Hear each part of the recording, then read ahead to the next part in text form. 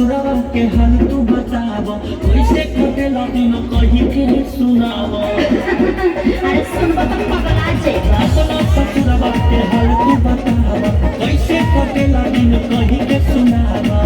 रात भर में कई बेर आई लव यू कहेला हो, आई लव यू कहेला।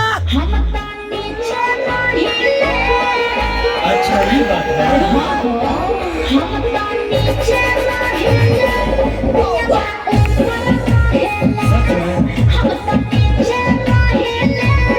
पिया ऊपर रहेला। ओकरा बात का कहेला। अरे बहुत कुछ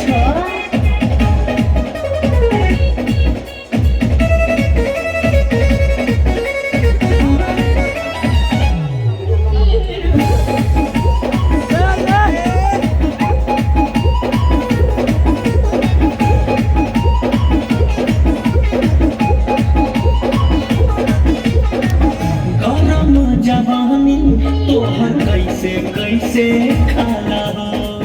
बुझ चकले हमारा उठावा चबला हो। बड़ा मिजाजी लागत हो। अरे हाँ हो। गरम जवानी तोहर कैसे कैसे खाला हो।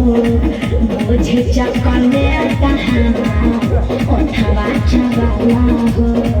सच बोला देहिया पकई में ठहेला हो, बोला कई बेर ठहेला।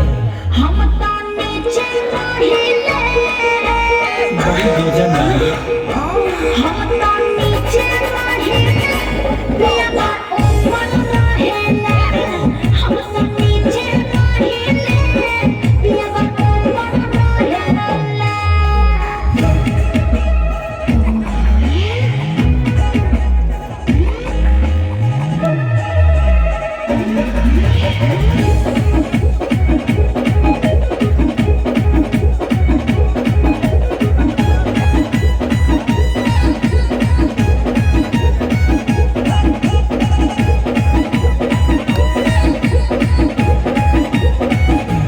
अर्जुन से बेसी मारा होई जे होई मिलता।